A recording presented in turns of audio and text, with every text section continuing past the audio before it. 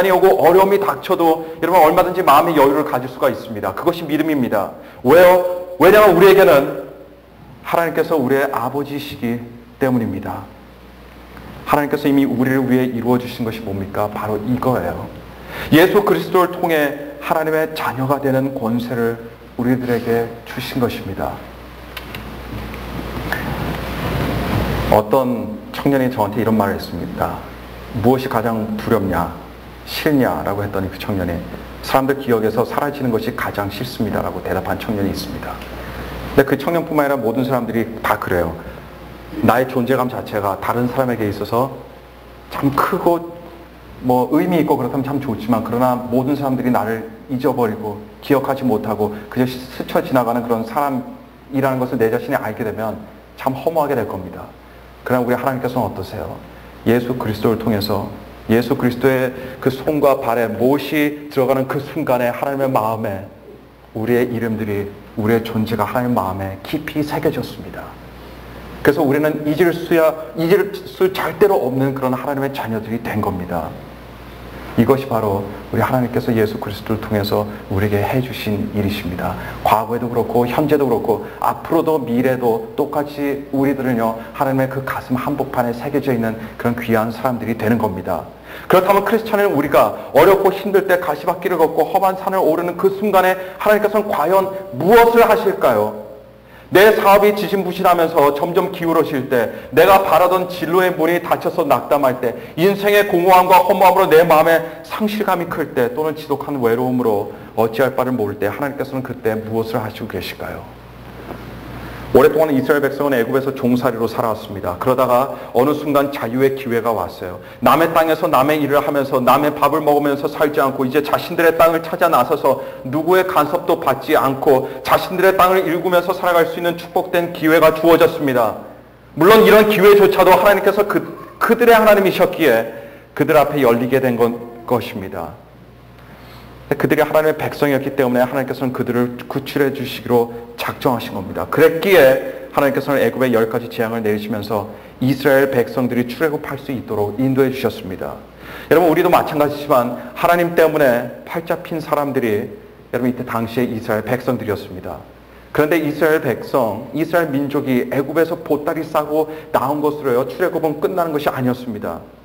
이 하나님께서는 이스라엘 백성을 인도하셨는데 어디로 인도하셨냐면요, 홍해가 있는 광야로 그들을 인도하셨습니다. 여러분, 이거 기억하셔야 됩니다. 하나님께서는 이스라엘 백성들을요, 더 가깝고 안전한 블레셋 사람의 땅으로 인도하실 수 있었는데 홍해가 있는 광야로 인도하셨습니다. 홍해가 있는 광야입니다. 홍해가 있는 광야라고 하면 무엇을 의미합니까? 이스라엘 백성에게 있어서 홍해라는 것은요, 넘을 수 없는 장애물을 의미합니다. 좋은 것은 아무것도 없는 것을 의미해요. 그렇게 절망과 불행을 상징하는 곳이 바로 이 홍해였습니다. 일단 홍해라는 곳에 가게 되면요, 더 이상 앞으로 나갈 길이 없어요. 거기서 딱 막히는 겁니다. 한마디로 도관에 든 쥐의 신세가 되어버리고 마는 거예요. 그런데 여러분, 그 길을 누가 인도하셨습니까? 우리가 직접 성경을 확인해 보면요, 출애굽기 3장 18절에 보니까, 그러므로 하나님이 홍해의 광야길로 돌려 백성을 인도하시매라고 이렇게 기록하고 있습니다. 자, 이스라엘 민족을 홍해가 있는 막다른 곳에 인도하신 분은요, 모세도 아니었습니다. 바로 하나님이셨습니다.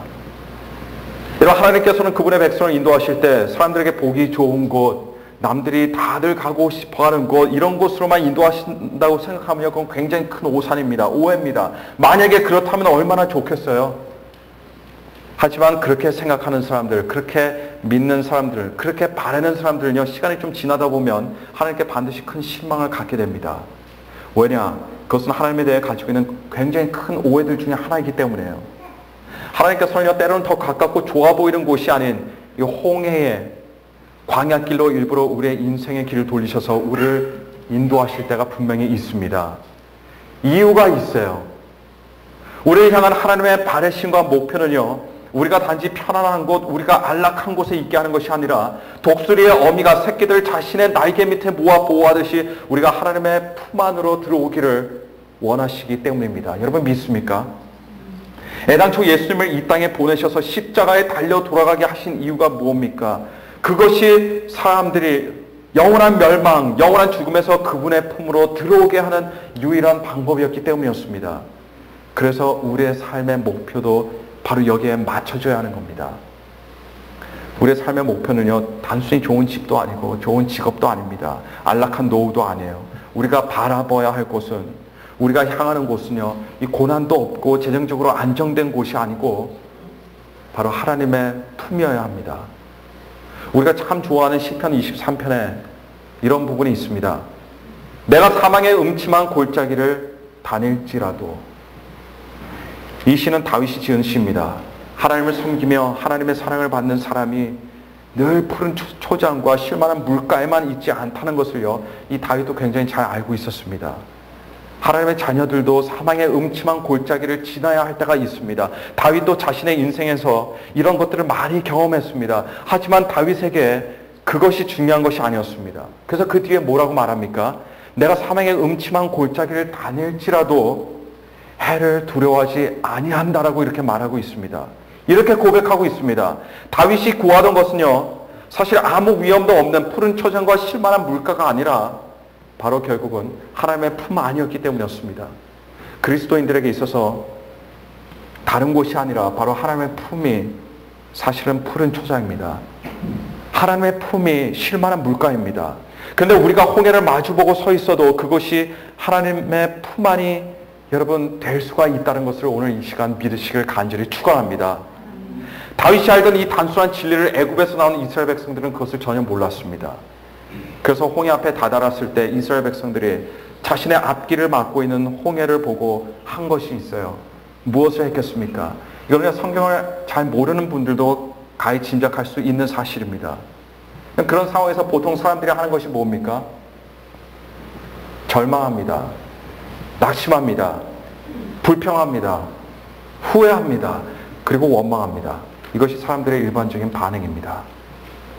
그런데 그 절박하고 절망의 순간에 모세가 이스라엘 백성에게 명령한 것이 있습니다. 너희는 가만히 있을지니라. 너희는 가만히 있을지니라. 그럼 이솝 이야기 중에 이런 이야기가 있어요. 두 친구가 산길을 걷고 있는데 곰을 만나게 되었습니다.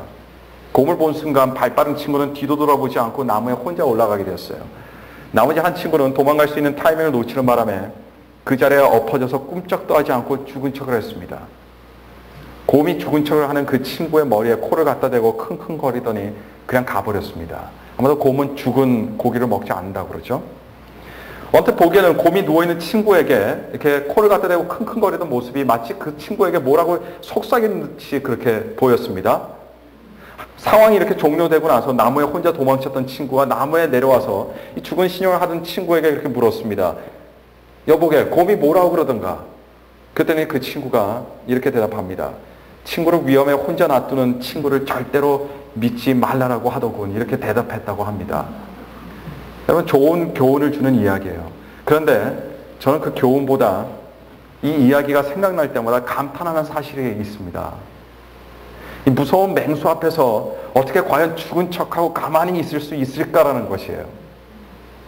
여러분이 신하면 죽은 척하면서 정말 가만히 계실 수 있으시겠어요? 저 같으면요, 도망가면 도망갔지. 아무리 느리더라도 저는 도망갔지. 가만히 엎드려서 죽은 척하는 것은 정말 못할 것 같아요. 그래서 여러분, 이 가만히 있는 것 참 쉬운 것 같지만 사실은 그것이 굉장히 어려운 것이에요.